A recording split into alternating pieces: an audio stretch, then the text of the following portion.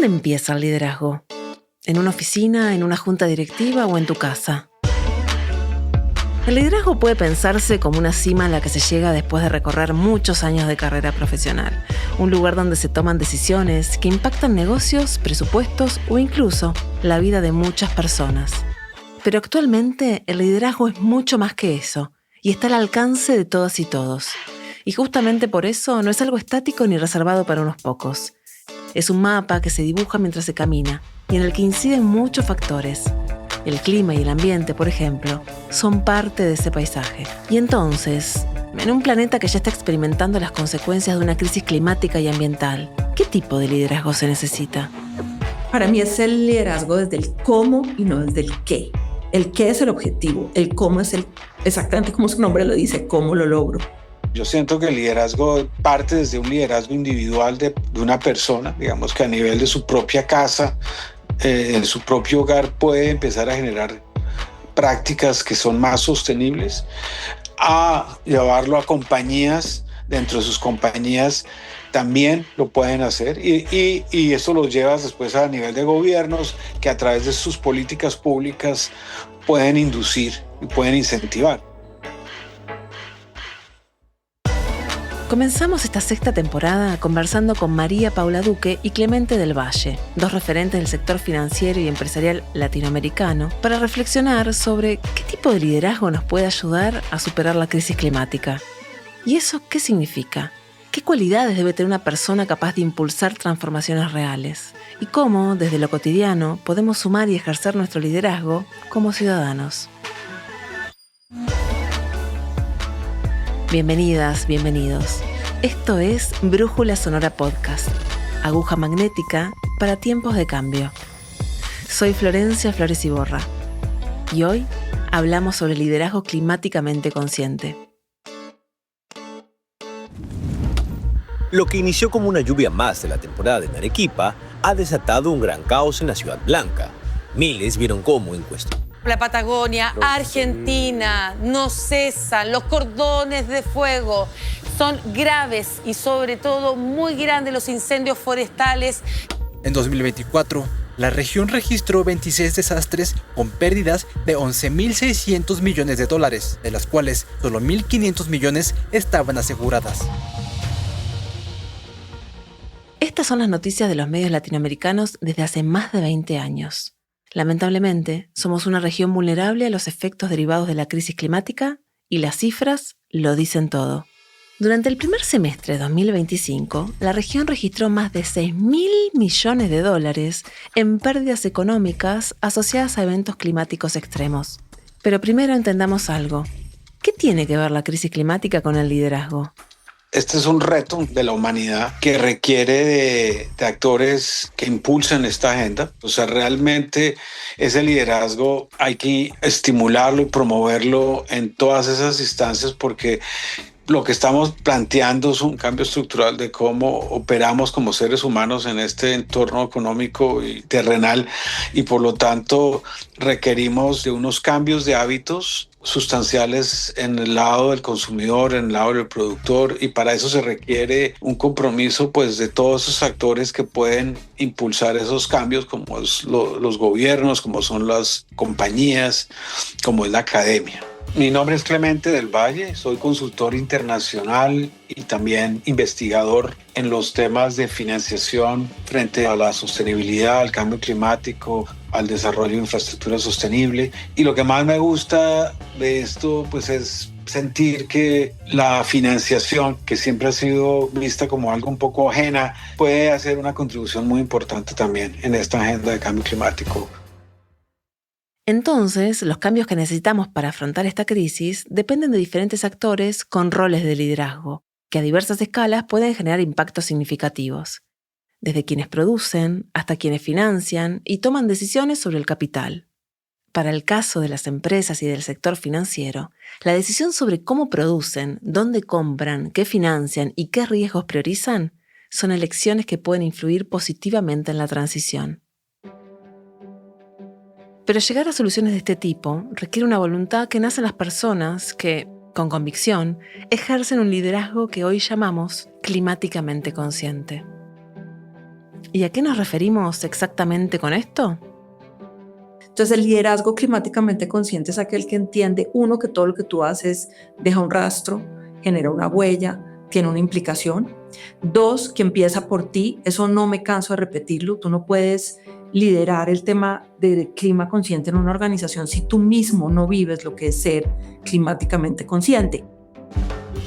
Mi nombre es María Paula Duque, trabajo en Microsoft, soy ingeniera de soluciones de inteligencia artificial. Soy una convencida de que la sostenibilidad es lo que nos garantiza a largo plazo en la humanidad, pero también una convencida de que lo personal hace la diferencia en lo empresarial. Hoy esta definición suena clara y práctica, pero no siempre fue así. Hace algunos años la crisis no se sentía con esta intensidad. ¿Qué cambió para que las empresas y el mundo empezaran a incorporar la crisis climática en sus decisiones?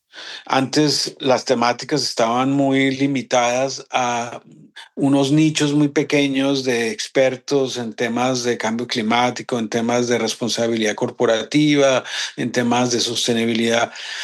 Pero en los últimos años se ha logrado que esta temática entre en los círculos más amplios de la vida, ¿no? De las empresas, de la sociedad, de la... La academia, la ciencia y los movimientos sociales se han encargado de alzar y pasar la voz sobre esta necesidad y han conquistado con evidencia los entornos empresariales, tanto públicos como privados.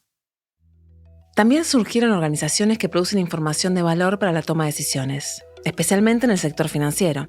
Por ejemplo, la Corporación Financiera Internacional, conocida como IFC, ofrece herramientas prácticas para que las juntas directivas puedan evaluar su nivel de avance en asuntos climáticos a través de matrices de progresión. Pero esto va más allá del acceso a información y conocimiento. Otro es que siento que también la naturaleza nos ha mandado unas señales más evidentes, digamos, sobre todo los riesgos de cambio climático que vienen surgiendo en todas partes del mundo, desde inundaciones, sequías. Hoy ya mucha gente está empezando a ver esto en el día a día y se están empezando a dar cuenta que esto es real y que realmente sí requiere de una aproximación muchísimo más activa por parte de todos los agentes si queremos evitar que estos riesgos sigan creciendo. Y aquí, antes de continuar, hago una pausa para contarte algo. Si llegaste hasta acá y es la primera vez que nos escuchás, nos ayudaría mucho que toques el botón de seguir, actives la campanita y nos califiques con 5 estrellas. Esto no solo nos ayuda a llegar a más personas, sino que también nos permite seguir haciendo episodios para entender las conexiones entre ambiente, economía, clima y otras variables a través de voces latinoamericanas. Anímate a escucharnos y sumar a la acción climática. La ciencia y los hechos lo han demostrado. Sin embargo, sensibilizar y movilizar a quienes toman decisiones en las organizaciones no es una tarea sencilla. María Paula, por ejemplo, nos cuenta que durante su trabajo en una aerolínea colombiana se enfrentó a este desafío cuando quiso poner sobre la mesa conversaciones que simplemente no estaban ocurriendo dentro de la organización. Todo comenzó con una iniciativa aparentemente simple: cambiar el material de los vasos donde se servía el café. Me faltaron argumentos. Se pudo incluir cuánto se demoraba en procesar la basura derivada, cuánto espacio ocupaban los vasos de icopor. O sea, había 1000 cosas adicionales. Hoy en día se sirve en un vaso de cartón. Yo creo que todos esos pequeños hechos hicieron que yo empezara a abrir mi mente del impacto de lo que hago yo, cómo toca a los demás, cómo toca el ecosistema. Y por supuesto, después, cuando entré a Microsoft, hice una maestría en sostenibilidad y economía circular. Y me metí mucho en temas de medio ambiente, naturaleza, ecosistemas. Entonces uno va como en un despertar, entendiendo de verdad que esto toca más allá de lo evidente, que todo lo que tú haces impacta a alguien más. Y este caso es muy ilustrativo. Abrirle las puertas a un liderazgo climáticamente consciente significa que personas con poder de decisión y ejecutivos a cargo se hagan las preguntas correctas. ¿Qué riesgos enfrenta la compañía o entidad financiera? ¿Qué regulación necesitamos? ¿Qué oportunidades abre la transición? Y actuar en consecuencia. Y el gran kit del asunto está ahí, en entender la transición y empezar a hacer las cosas de otra manera. Solo para aclarar, Cuando hablamos de transición, nos referimos a pasar de un modelo económico basado en combustibles fósiles, como el petróleo, el gas, el carbón, a uno basado en energías renovables, que generen menos emisiones contaminantes. Un cambio que también implica transformar la forma como producimos, consumimos y organizamos nuestras economías. ¿Pero qué significa en términos prácticos?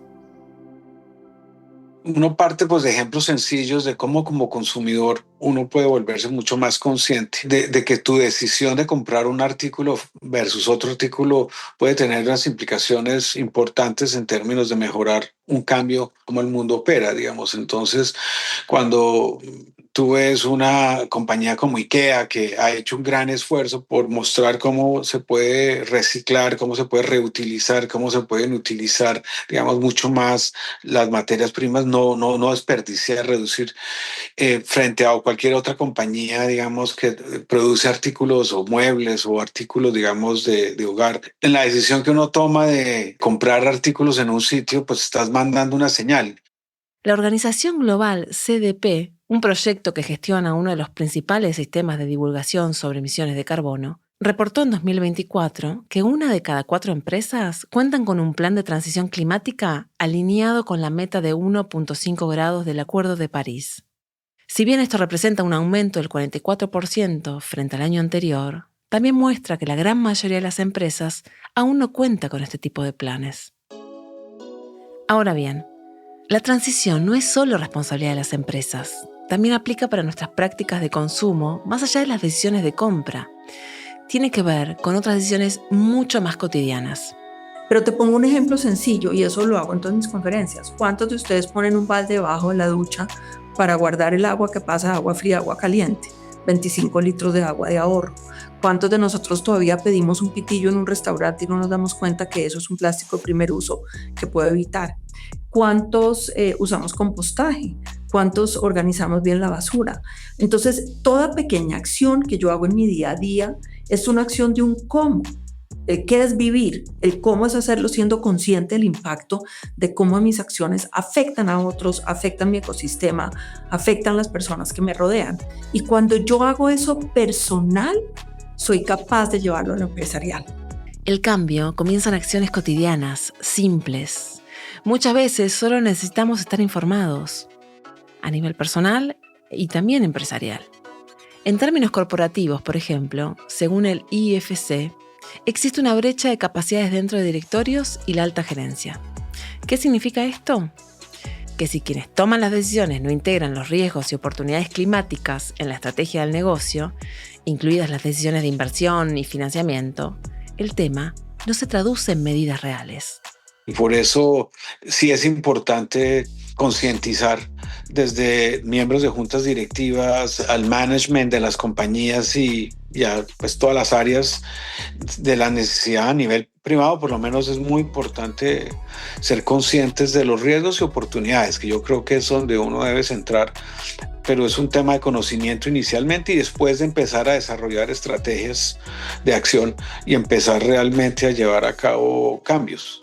Y esto no es menor. La Organización para la Cooperación y el Desarrollo Económico, OCDE, muestra que en América Latina todavía hay brechas importantes en marcos, prácticas y estándares, tanto en el ámbito corporativo como en el financiero.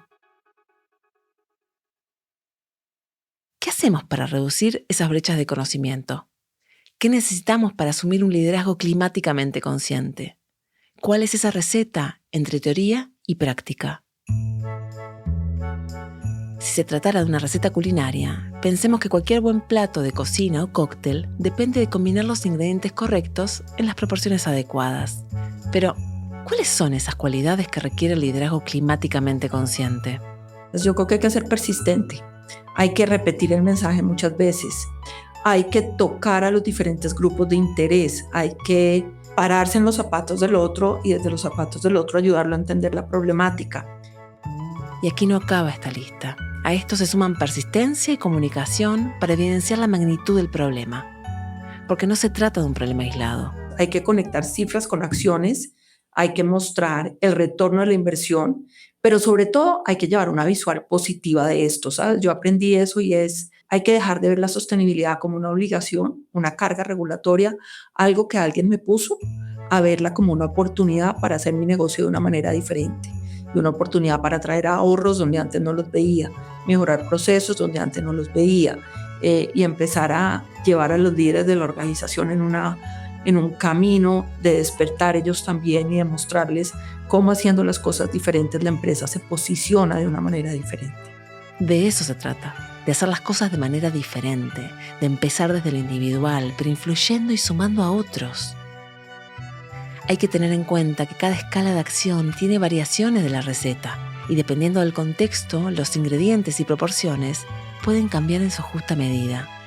En América Latina, ¿cuál es el panorama y qué necesitamos?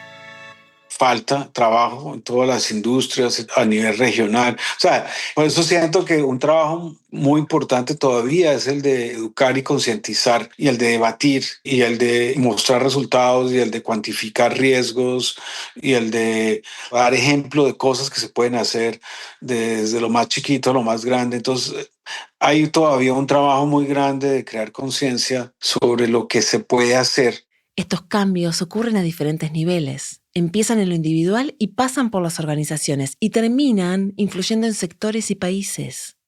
Así es como el liderazgo puede transformar realidades. Los gobiernos también tienen una labor muy importante de cómo ayudan a crear incentivos para esas transformaciones, cómo ayudan a canalizar recursos para que esto se dé. Y entonces estamos todavía en una fase de concientizar y de diseñar cambios, todavía en esta fase de crear más conciencia del cómo hacer cambios, digamos, y cómo introducir cambios. Y yo creo que eso es algo que se tiene que trabajar. Y ahí es donde el liderazgo es fundamental, un liderazgo que impulse esta discusión, esta revelación de conocimiento y esta necesidad de querer hacer cambios y ser conscientes de que cada pequeño cambio igual agregado suma y hacen posible cambios mucho más grandes y estructurales. Como escuchamos, estas transformaciones de lo público son cruciales porque inciden directamente en el sistema. En el sector privado, la dinámica es diferente. Las empresas más grandes de la región, la mayoría tienen un plan de sostenibilidad, la mayoría tienen objetivos ambientales, la mayoría tienen compromisos alineados con la COP30 de ser carbono neutrales al 2030, carbono negativos idealmente al 2050. La mayoría se miden, publican los resultados, son transparentes. Yo creo que eso ya es una norma. El desafío también está en lograr que el cambio climático se integre como una variable central en las tomas de decisiones, tanto en las empresas y entidades financieras como en las políticas de Estado. Y en este punto, pareciera que la responsabilidad está principalmente en quienes toman las grandes decisiones a nivel público y privado. Pero esa es exactamente la idea que queremos cuestionar. La sociedad civil debería tener también un mayor liderazgo en esto. Los sindicatos, los presidentes de las comunidades locales, o sea, todos deben tener y tienen un rol de liderazgo si queremos cambiar. Esto es un cambio estructural que requiere un cambio a todo nivel y por eso ese liderazgo, en mi opinión, tiene que ser a todo nivel de la sociedad. Tal vez vos que nos escuchás no estás en una junta directiva ni presidís una empresa, o a lo mejor sí. Pero si trabajás o estudiás, opinás, votás, consumís, en cada uno de estos escenarios de acción hay decisiones. Para ejercer un liderazgo climáticamente consciente, no necesitas un cargo, porque se trata de una perspectiva, una forma de vida, porque lo que elegís ignorar, apoyar o consumir también es una forma de liderar el cambio que el mundo necesita. Arranca por ti. Mídete tu impacto ambiental. Esa es una prueba dura, pero que lo despierta a uno a totazos de la realidad donde está. Esa es una herramienta que se llama REN, W-R-E-N, y entonces te va llevando por una serie de preguntas. Y al final te dice tu huella promedio ambiental son tantas toneladas de carbono. Y ahí tú te vas dando cuenta de cuál es el impacto que tienes y cómo puedes reducir en el día a día. Y hazlo con pequeñas acciones. El mundo no se construyó en un día, se requirieron 7. Entonces hay que ponerlo, listo, ahorro agua, uso agua no potable para regar las matas, no agua potable, lavo en mi carro donde se usa agua no potable, lavo mi carro conscientemente tantas veces al mes, entro en el tema de economía circular, proceso bien mis residuos, hago compostaje. Hay mil maneras chiquitas comparto el carro con alguien, camino en vez de tomar el carro, uso mecanismos de transporte público, hago mis compras siendo consciente ambientalmente, con productos que reduzcan el impacto en el medio ambiente, que puedan ser biodegradables, compostables y utilizados. Empieza por ti.